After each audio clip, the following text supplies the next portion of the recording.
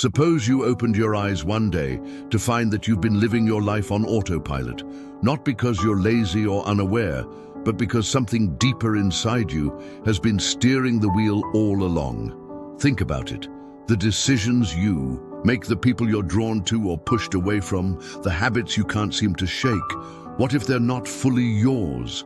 What if they're being shaped by a hidden force you've never truly met? Carl Jung called it the shadow. Not a villain, not a monster, but a part of you buried deep, made up of everything you've denied, repressed, or rejected.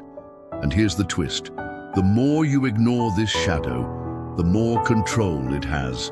As Jung said, what you resist not only persists, but will grow in size.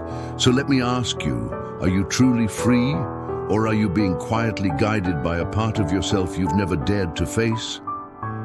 By the end of this video, you'll understand how the shadow was formed, how it impacts your daily life, and how to begin integrating it. Because until you do, you're only living half a life. Have you ever found yourself overreacting to something small, a glance, a tone, a casual comment, and later thinking, that wasn't me? Well, it was. It just wasn't the part of you you're familiar with. It was your shadow. The shadow is not inherently bad. It's simply unconscious. It holds your hidden emotions, forgotten memories, and forbidden desires. Things you were taught to hide. Things you feared would make you unlovable, unacceptable, or weak. From childhood, you were trained by parents, teachers, culture to be a certain way. If you were sensitive, maybe you were told to toughen up.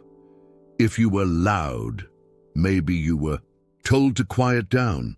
Over time, you learned which parts of you were safe to show. The rest, you buried. But those parts didn't vanish. They formed the shadow.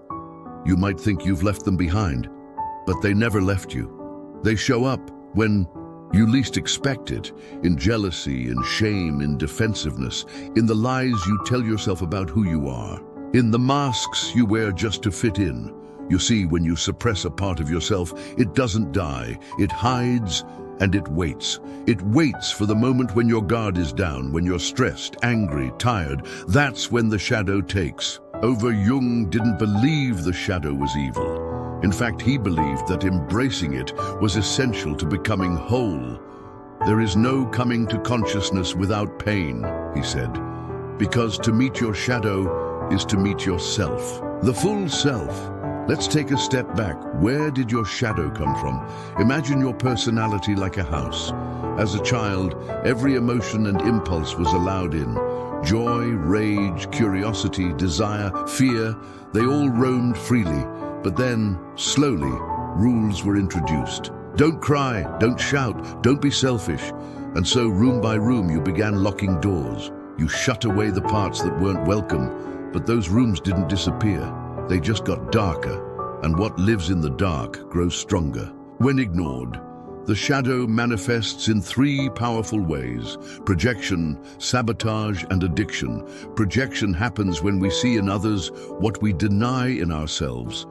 Ever hate someone instantly, without reason? Ever feel disgusted by behaviors that, if you're honest, you've secretly struggled with? That's your shadow looking back at you through someone else. Sabotage is more personal. It's when you ruin opportunities you've worked hard for, when you procrastinate on your dreams, when you pick fights in happy relationships. That's your shadow saying, you don't deserve this, because deep down, it believes the old story you've told yourself, that you're not good enough. Addiction, whether to substances, social media, approval, or work, is often an attempt to fill the void left by your repressed self. A way to silence the shadow. But the more you ignore it, the louder it gets. So what can you do? You start with awareness. Shadow work is the process of making the unconscious conscious. And no, it's not some mystical ritual. It's practical and it's honest. Start by noticing your triggers. What angers you in others? What embarrasses you? What do you judge harshly?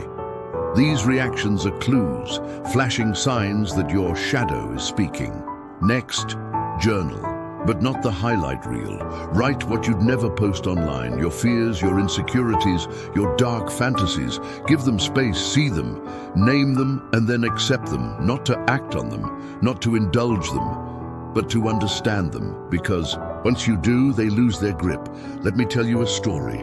Amara was a therapist, compassionate, calm, always the one who listened. She was praised for her patience and empathy, but in her personal life, her relationships kept falling apart. She attracted partners who took, and she gave until she was empty. Eventually, she'd explode, screaming, crying, begging to be seen, then guilt would swallow her whole. She began to think something was wrong with her, that maybe she wasn't meant for love. But in therapy, yes, even therapists need therapy, she uncovered something vital.